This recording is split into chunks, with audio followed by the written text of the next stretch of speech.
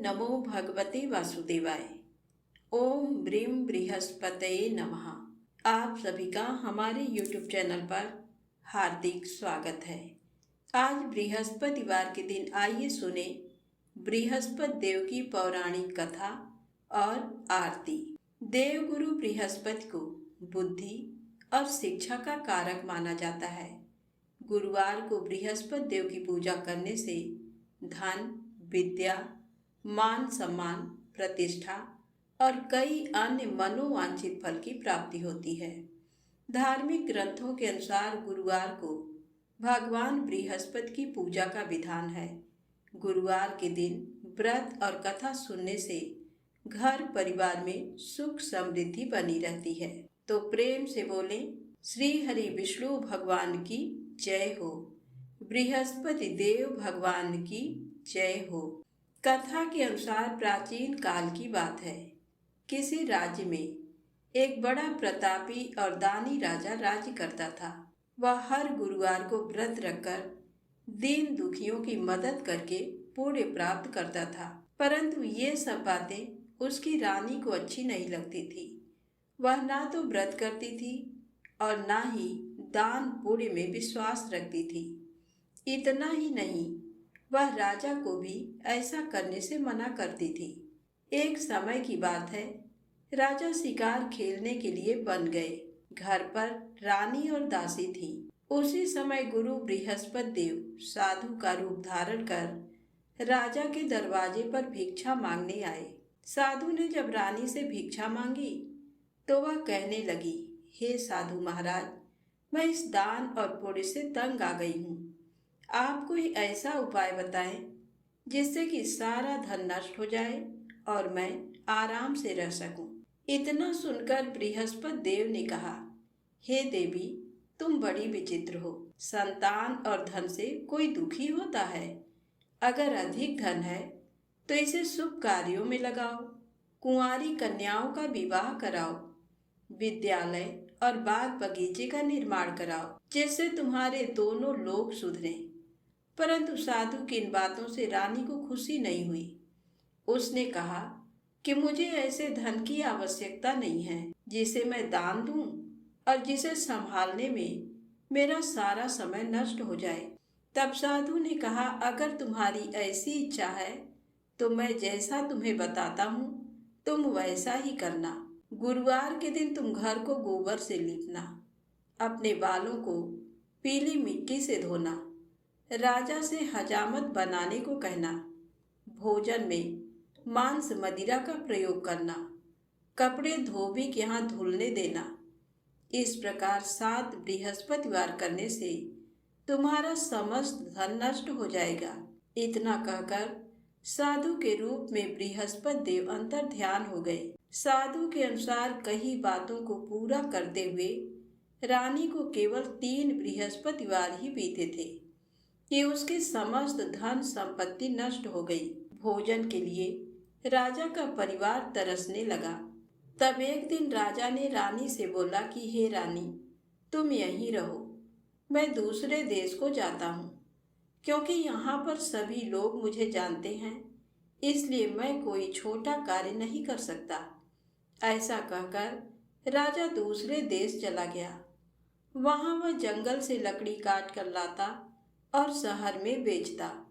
इस तरह वह अपना जीवन व्यतीत करने लगा। इधर राजा के परदेश जाते ही रानी और दासी दुखी रहने लगी। एक बार जब रानी और दासी को 7 दिन तक बिना भोजन के रहना पड़ा तो रानी ने अपनी दासी से कहा, हे दासी, पास ही के नगर में मेरी बहन रहती है, वह बड़ी धनवान है, तू उसके पास जा और कुछ ले आ ताकि थोड़ी बहुत गुजर बसर हो जाए। दासी रानी की बहन के पास गई। उस दिन गुरुवार था और रानी की बहन उस समय बृहस्पतिवार व्रत की कथा सुन रही थी। दासी ने रानी की बहन को अपनी रानी का संदेश दिया, लेकिन रानी की बड़ी बहन ने कोई उत्तर नहीं दिया।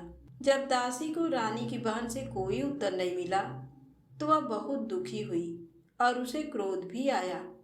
दासी ने वापस आकर रानी को सारी बात बता दी।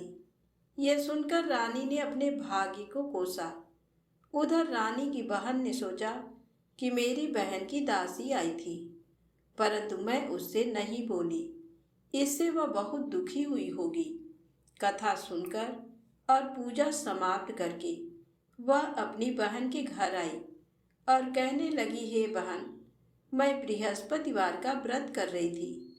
तुम्हारी दासी मेरे घर आई थी, परंतु जब तक कथा होती है तब तक ना तो उठते हैं और ना ही बोलते हैं, इसलिए मैं नहीं बोली। बताओ दासी क्यों आई थी? रानी बोली, बहन तुमसे क्या छिपाऊं, हमारे घर में खाने तक को अनाज नहीं है। ऐसा कहते कहते रानी की आंखें भर आईं। उसने दासी समेत पिछले 7 दिनों से भूखे रहने की पूरी बात अपनी बहन को बता दी। रानी की बहन बोली, देखो बहन, भगवान बृहस्पति देव सबकी मनोकामना को पूर्ण करते हैं। देखो, शायद तुम्हारे घर में अनाज रखा हो। पहले तो रानी को विश्वास नहीं हुआ, पर बहन के आग्रह करने पर उसने अपनी दासी को अंदर भेजा तो उसे सचमुच अनाज से भरा एक घड़ा मिल गया। ये देखकर दासी को बड़ी हैरानी हुई। दासी रानी से कहने लगी, हे रानी, जब हमको भोजन नहीं मिलता तो हम व्रत ही तो करते हैं, इसलिए क्यों न इनसे व्रत और कथा की विधि पूछ ली जाए ताकि हम भी व्रत कर सकें। तब रानी ने अपनी बहन से बृहस्पतिवार व्रत के बारे में पूछा। उसकी बहन ने बताया, बृहस्पतिवार के व्रत में चने की दाल और मुनक्का केले की जड़ में अर्पित करें, दीपक जलाएं, व्रत कथा सुने और पीला भोजन ही करें। इससे बृहस्पति देव और भगवान विष्णु प्रसन्न होते हैं। व्रत और पूजा की विधि बताकर रानी की बहन अपने घर को लौट गई। 7 दिन के बाद जब गुरुवार आया तो रानी और दासी ने व्रत रखा। गुड़साल में जाकर चना और गुड़ लेकर आई, फिर उससे केले की जड़ तथा विष्णु भगवान का पूजन किया। अब पीला भोजन कहाँ से आए, इस बात को लेकर दोनों बहुत दुखी थे। चूंकि उन्होंने व्रत रखा था, इसलिए बृहस्पति देव उनसे प्रसन्न थे। इसलिए वे एक साधारण व्यक्ति का रूप धारण कर 2 थालों में सुंदर पीला भोजन दासी को दे गए। भोजन पाकर दासी प्रसन्न हुई और फिर रानी के साथ मिलकर भोजन ग्रहण किया। उसके बाद वे सभी गुरुवार को व्रत और पूजन करने लगी। बृहस्पति भगवान की कृपा से उनके पास फिर से धन संपत्ति आ गई, परंतु रानी फिर से पहले की तरह आलस्य करने लगी। तब दासी बोली, देखो रानी, तुम पहले भी इस प्रकार आलस्य करती थी। तुम्हें धन रखने में कष्ट होता था, इस कारण सभी धन नष्ट हो गया, और अब जब भगवान बृहस्पति की कृपा से धन मिला है तो तुम्हें फिर से आलस्य होता है। रानी को समझाते हुए दासी कहती है कि बड़ी मुसीबतों के बाद हमने ये धन पाया है, इसलिए हमें दान पुण्य करना चाहिए, भूखे मनुष्यों को भोजन कराना चाहिए और धन को शुभ कार्यों में खर्च करना चाहिए, जिससे तुम्हारे कुल का यश बढ़ेगा, स्वर्ग की प्राप्ति होगी और पितृ प्रसन्न होंगे। दासी की बात मानकर रानी अपना धन शुभ कार्यों में खर्च करने लगी, जिससे पूरे नगर में उसका यश फैलने लगा। एक दिन रानी और दासी दोनों आपस में विचार करने लगी कि न जाने राजा किस दशा में होंगे। उनकी कोई खोज खबर भी नहीं है। उन्होंने श्रद्धा पूर्वक गुरु बृहस्पति भगवान से प्रार्थना की कि राजा जहाँ कहीं भी हो शीघ्र वापस आ जाएं। उधर राजा परदेश में बहुत दुखी रहने लगा। वह प्रतिदिन जंगल से लकड़ी बीनकर लाता और उसे शहर में बेचकर अपने दुखी जीवन को बड़ी कठिनता से व्यतीत करता था। एक दिन दुखी हो अपनी पुरानी बातों को याद करके वह रोने लगा और उदास हो गया। उसी समय राजा के पास बृहस्पति देव साधु के वेश में आकर बोले, हे लकड़हारे, तुम इस सुनसान जंगल में किस चिंता में बैठे हो? मुझे बतलाओ, ये सुन राजा के नेत्रों में जल भर आया। साधु की वंदना कर राजा ने अपनी संपूर्ण कहानी सुना दी। महात्मा दयालु होते हैं। वे राजा से बोले, हे राजा, तुम्हारी पत्नी ने बृहस्पति देव के प्रति अपराध किया था, जिसके कारण तुम्हारी ये दशा हुई। अब तुम किसी प्रकार की चिंता मत करो, भगवान तुम्हें पहले से अधिक धन देंगे। देखो, तुम्हारी पत्नी ने बृहस्पतिवार का व्रत प्रारंभ कर दिया है। अब तुम भी बृहस्पतिवार का व्रत करके चने की दाल व गुड़ जल के लोटे में डालकर केले का पूजन करो, फिर कथा कहो या सुनो। भगवान तुम्हारी सब कामनाओं को पूर्ण करेंगे। साधु की बात सुनकर राजा बोला, हे प्रभु, लकड़ी बेचकर तो इतना पैसा भी नहीं मिलता जिससे भोजन करने के उपरांत कुछ बचा सकूं। मैंने रात्र में अपनी रानी को व्याकुल देखा है। मेरे पास कोई साधन नहीं जिससे इसका समाचार जान सकूं। फिर मैं बृहस्पति देव की क्या कहानी कहूं, ये भी मुझको मालूम नहीं है। साधु ने कहा, हे राजा, मन में बृहस्पति भगवान के पूजन व्रत का निश्चित करो। वे स्वयं तुम्हारे लिए कोई राह बना देंगे। बृहस्पतिवार के दिन तुम रोजाना की तरह लकड़ियां लेकर शहर में जाना। तुम्हें रोज से दुगना धन प्राप्त होगा, जिससे तुम भली भांति भोजन कर लोगे तथा बृहस्पति देव की पूजा का सामान भी आ जाएगा। जो तुमने बृहस्पतिवार की कहानी के बारे में पूछा है, वह इस प्रकार है। प्राचीन काल में एक बहुत ही निर्धन ब्राह्मण था। उसके कोई संतान नहीं थी। वह नित्य पूजा पाठ करता। उसकी स्त्री न स्नान करती और न किसी देवता का पूजन करती। इस कारण ब्राह्मण देवता बहुत दुखी रहते थे। भगवान की कृपा से ब्राह्मण के यहाँ एक कन्या उत्पन्न हुई। कन्या बड़ी होने लगी। प्रातः स्नान करके वह भगवान विष्णु का जप करती। बृहस्पतिवार का व्रत भी करने लगी। पूजा पाठ समाप्त कर पाठशाला जाती तो अपनी मुट्ठी में जौ भरकर ले जाती और पाठशाला जाने के मार्ग में डालती जाती। लौटते समय वही जौ स्वर्ण के हो जाते तो उनको बीनकर घर ले आती। एक दिन वह बालिका सूप में उन सोने के जौ को फटक कर साफ कर रही थी कि तभी उसकी माँ ने देख लिया और कहा, हे बेटी, सोने के जौ को फटकने के लिए सोने का सूप भी तो होना चाहिए। दूसरे दिन गुरुवार था। कन्या ने व्रत रखा और बृहस्पति देव से सोने का सूप देने की प्रार्थना की। बृहस्पति देव ने उसकी प्रार्थना स्वीकार कर ली। रोजाना की तरह वह कन्या जौ फैलाती हुई पाठशाला चली गई।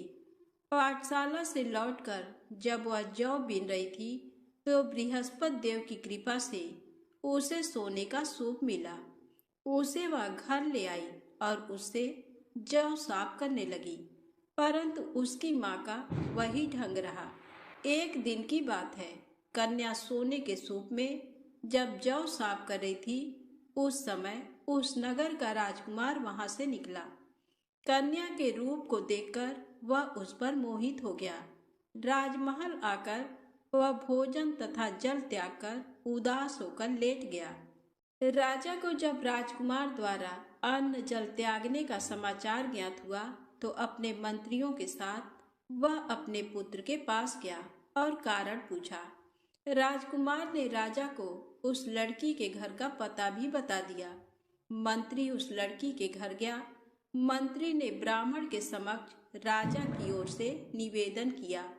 कुछ ही दिन बाद ब्राह्मण की कन्या का विवाह राजकुमार के साथ संपन्न हो गया। कन्या के घर से जाते ही ब्राह्मण के घर में पहले की भांति गरीबी का निवास हो गया। एक दिन दुखी होकर ब्राह्मण अपनी पुत्री से मिलने गए। बेटी ने पिता की अवस्था को देखा और अपनी माँ का समाचार पूछा। ब्राह्मण ने सभी हाल कह सुनाया। कन्या ने बहुत सा धन देकर अपने पिता को विदा कर दिया, लेकिन कुछ दिन बाद फिर वही हाल हो गया। ब्राह्मण फिर अपनी कन्या के यहाँ गया और सभी हाल कहा तो पुत्री बोली, हे पिताजी, आप माता जी को यहाँ लिवा लाओ। मैं उन्हें वह विधि बता दूंगी जिससे गरीबी दूर हो जाए। ब्राह्मण देवता अपनी स्त्री को साथ लेकर अपनी पुत्री के पास राजमहल पहुंचे तो पुत्री अपनी माँ को समझाने लगी, हे माँ, तुम प्रातःकाल स्नान आदि करके विष्णु भगवान का पूजन करो तो सब दरिद्रता दूर हो जाएगी। परंतु उसकी माँ ने उसकी एक भी बात नहीं मानी। वह प्रातःकाल उठकर अपनी पुत्री के बच्चों का बचा जूठन खा लेती थी। एक दिन उसकी पुत्री को बहुत गुस्सा आया। उसने अपनी माँ को एक कोठरी में बंद कर दिया। प्रातःकाल उसने स्नान आदि करा के पूजा पाठ करवाया तो उसकी माँ की बुद्धि ठीक हो गई। इसके बाद वह नियम से पूजा पाठ करने और प्रत्येक बृहस्पतिवार को व्रत रखने लगी। इस व्रत के प्रभाव से मृत्यु के बाद वह स्वर्ग को गई। वह ब्राह्मण भी सुखपूर्वक इस लोक का सुख भोगकर स्वर्ग को प्राप्त हुआ। इस तरह कहानी कहकर साधु देवता वहां से अंतर ध्यान हो गए। धीरे धीरे समय व्यतीत होने पर फिर बृहस्पतिवार का दिन आया। राजा जंगल से लकड़ी काटकर शहर में बेचने गया। उसे उस दिन और दिनों से अधिक धन मिला। राजा ने चना गुड़ आदि लाकर बृहस्पतिवार का व्रत किया। उस दिन से उसके सभी क्लेश दूर हुए। परंतु जब अगले गुरुवार का दिन आया तो वह बृहस्पतिवार का व्रत करना भूल गया। इस कारण बृहस्पति भगवान नाराज हो गए। उस दिन उस नगर के राजा ने विशाल यज्ञ का आयोजन किया तथा शहर में ये घोषणा करा दी कि कोई भी मनुष्य अपने घर में भोजन न बनावे, न आग जलावे। समस्त जनता मेरे यहाँ भोजन करने आवे। इस आज्ञा को जो न मानेगा उसे फांसी की सजा दी जाएगी। इस तरह की घोषणा संपूर्ण नगर में करवा दी गई। राजा की आज्ञा अनुसार शहर के सभी लोग भोजन करने गए, लेकिन लकड़हारा कुछ देर से पहुंचा। इसलिए राजा उसको अपने साथ घर लिवा गए और ले जाकर भोजन करा रहे थे तो रानी की दृष्टि उस खूंटी पर पड़ी जिस पर उसका हार लटका हुआ था। वह वहां पर दिखाई नहीं दिया। रानी ने निश्चय किया कि मेरा हार इस मनुष्य ने चुरा लिया है। उसी समय सिपाहियों को बुलाकर उसको कारागार में डलवा दिया। जब लकड़हारा कारागार में पड़ गया और बहुत दुखी होकर विचार करने लगा कि न जाने कौन से पूर्व जन्म के कर्म से मुझे ये दुख प्राप्त हुआ, और उसी साधु को याद करने लगा जो कि जंगल में मिला था। उसी समय तत्काल बृहस्पति देव साधु के रूप में प्रकट हुए और उसकी दशा को देखकर कहने लगे, अरे मूर्ख, तूने बृहस्पति देव की कथा नहीं करी, इस कारण तुझे दुख प्राप्त हुआ है। अब चिंता मत कर। बृहस्पतिवार के दिन कारागार के दरवाजे पर 4 पैसे पड़े मिलेंगे। उनसे तू बृहस्पति देव की पूजा करना, तेरे सभी कष्ट दूर हो जाएंगे। बृहस्पति के दिन उसे 4 पैसे मिले। लकड़हारे ने कथा कही। उसी रात्रि को बृहस्पति देव ने उस नगर के राजा को स्वप्न में कहा, हे राजा, तुमने जिस आदमी को कारागार में बंद कर दिया है वह निर्दोष है। वह राजा है, उसे छोड़ देना। रानी का हार उसी खूंटी पर लटका है। अगर तू ऐसा नहीं करेगा तो मैं तेरे राज्य को नष्ट कर लूंगा। इस तरह रात्रि के स्वप्न को देखकर राजा प्रातःकाल उठा और खूंटी पर हार देकर लकड़हारे को बुलाकर क्षमा मांगी तथा लकड़हारे को योग्य सुंदर वस्त्र आभूषण देकर विदा कर दिया। बृहस्पति देव की आज्ञा अनुसार लकड़हारा अपने नगर को चल दिया। राजा जब अपने नगर के निकट पहुंचा तो उसे बड़ा आश्चर्य हुआ। नगर में पहले से अधिक बाग, तालाब, कुएं तथा बहुत सी धर्मशाला, मंदिर आदि बन गए हैं। राजा ने पूछा, ये किसका बाग और धर्मशाला है? तब नगर के सब लोग कहने लगे, ये सब रानी और बांदी के हैं। तो राजा को आश्चर्य हुआ और गुस्सा भी आया। जब रानी ने ये खबर सुनी कि राजा आ रहे हैं तो उन्होंने बांदी से कहा कि हे दासी, देख राजा हमको कितनी बुरी हालत में छोड़ गए थे। हमारी ऐसी हालत देखकर वह लौट न जाएं। इसलिए तू दरवाजे पर खड़ी हो जा। आज्ञानुसार दासी दरवाजे पर खड़ी हो गई। राजा आए तो उन्हें अपने साथ लिवा लाई। तब राजा ने क्रोध करके अपनी रानी से पूछा कि ये धन तुम्हें कैसे प्राप्त हुआ है। तब उन्होंने कहा, हमें ये सब धन बृहस्पति देव के इस व्रत के प्रभाव से प्राप्त हुआ है।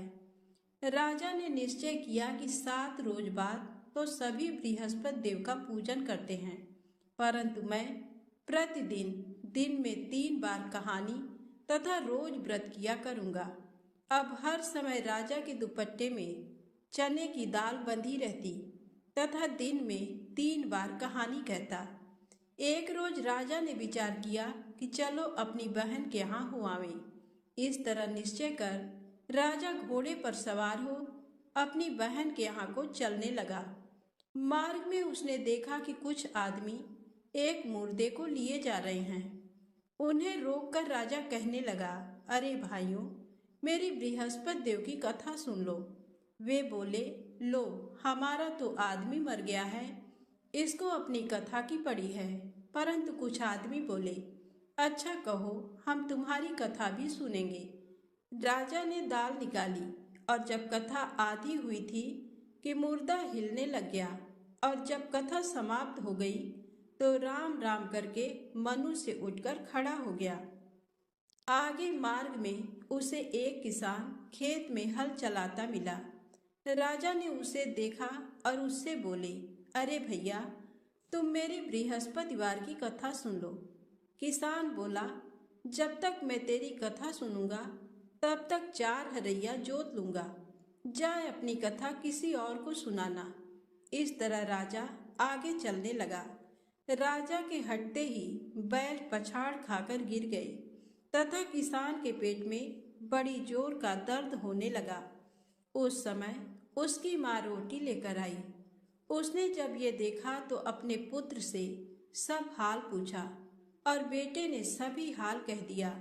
तो बुढ़िया दौड़ी दौड़ी उस घुड़सवार के पास गई और उससे बोली कि मैं तेरी कथा सुनूंगी, तू अपनी कथा मेरे खेत पर चलकर ही कहना। राजा ने बुढ़िया के खेत पर जाकर कथा कही, जिसके सुनते ही वह बैल उठ खड़े हुए तथा किसान के पेट का दर्द भी बंद हो गया। राजा अपनी बहन के घर पहुंचा। बहन ने भाई की खूब मेहमानी की। दूसरे रोज प्रातःकाल राजा जगा तो वह देखने लगा कि सब लोग भोजन कर रहे हैं। राजा ने अपनी बहन से कहा, ऐसा कोई मनुष्य है जिसने भोजन नहीं किया हो, मेरी बृहस्पतिवार की कथा सुन ले। बहन बोली, हे भैया, ये देश ऐसा ही है कि पहले यहाँ लोग भोजन करते हैं, बाद में अन्य काम करते हैं। अगर कोई पड़ोस में हो तो देख आऊं। वह ऐसा कहकर देखने चली गई, परंतु उसे कोई ऐसा व्यक्ति नहीं मिला जिसने भोजन न किया हो। अतः वह एक कुम्हार के घर गई जिसका लड़का बीमार था। उसे मालूम हुआ कि उनके यहाँ 3 रोज से किसी ने भोजन नहीं किया है। रानी ने अपने भाई की कथा सुनने के लिए कुम्हार से कहा। वह तैयार हो गया। राजा ने जाकर बृहस्पतिवार की कथा कही, जिसको सुनकर उसका लड़का ठीक हो गया। अब तो राजा की प्रशंसा होने लगी। एक रोज राजा ने अपनी बहन से कहा कि हे बहन, हम अपने घर को जाएंगे, तुम भी तैयार हो जाओ। राजा की बहन ने अपनी सास से कहा। सास ने कहा, हाँ चली जा, परंतु अपने लड़कों को मत ले जाना, क्योंकि तेरे भाई के कोई औलाद नहीं है। बहन ने अपने भैया से कहा, हे भैया, मैं तो चलूंगी, पर कोई बालक नहीं जाएगा। राजा बोला, जब कोई बालक नहीं चलेगा तब तुम ही क्या करोगी।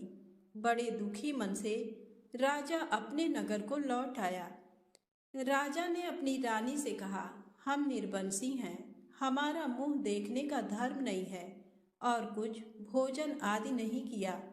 रानी बोली, हे प्रभु, बृहस्पति देव ने हमें सब कुछ दिया है, वह हमें औलाद अवश्य देंगे। उसी रात को बृहस्पति देव ने राजा से स्वप्न में कहा, हे राजा, उठ, सभी सोच त्याग दे, तेरी रानी गर्भ से है। राजा को ये बात सुनकर बड़ी खुशी हुई। 9वें महीने में उसके गर्भ से एक सुंदर पुत्र पैदा हुआ। तब राजा बोला, हे रानी, स्त्री बिना भोजन के रह सकती है, पर बिना कहे नहीं रह सकती। जब मेरी बहन आवे तुम मुझसे कुछ कहना मत। रानी ने सुनकर हाँ कर दिया। जब राजा की बहन ने ये शुभ समाचार सुना तो वह बहुत खुश हुई तथा बधाई लेकर अपने भाई के यहाँ आई। तभी रानी ने कहा, घोड़ा चढ़कर तो नहीं आई, गधा चढ़ी आई। राजा की बहन बोली, भाभी, मैं इस प्रकार न कहती तो तुम्हें औलाद कैसे मिलती। बृहस्पति देव ऐसे ही हैं, जैसी जिसके मन में कामनाएं हैं सभी को पूर्ण करते हैं। जो सद्भावना पूर्वक बृहस्पतिवार का व्रत करता है एवं कथा पढ़ता है अथवा सुनता है, दूसरों को सुनाता है, बृहस्पति देव उसकी सभी मनोकामना पूर्ण करते हैं। प्रेम से बोले बृहस्पति भगवान की जय हो। आइए सुने बृहस्पति देव की आरती। ओम जय बृहस्पति देवा, ओम जय बृहस्पति देवा। छिन छिन भोग लगाऊं, छिन छिन भोग लगाऊं, कदली फल मेवा। ओम जय बृहस्पति देवा, तुम पूर्ण परमात्मा, तुम अंतर्यामी, जगत पिता जगदीश्वर, जगत पिता जगदीश्वर, तुम सबके स्वामी।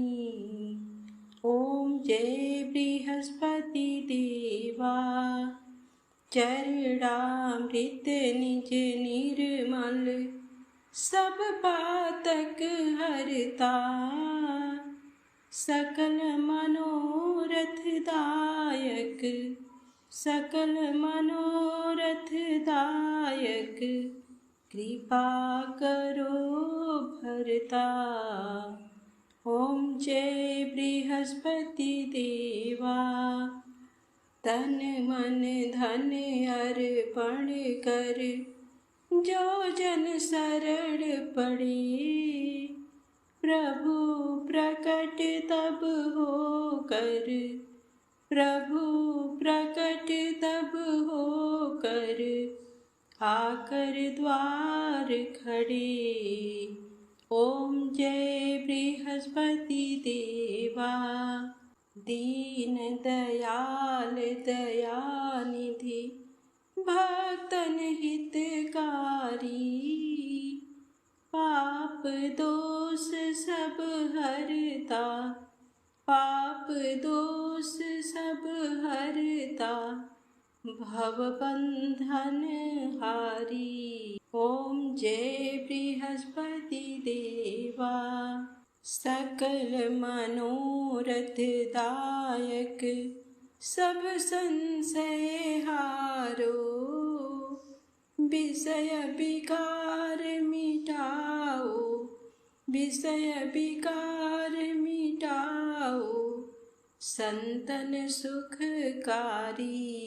ओम जय बृहस्पति देवा, श्री बृहस्पति जी की आरती प्रेम से जो गावे, सुख संपत्ति धन वैभव, सुख संपत्ति धन वैभव, सो निश्चय पावे।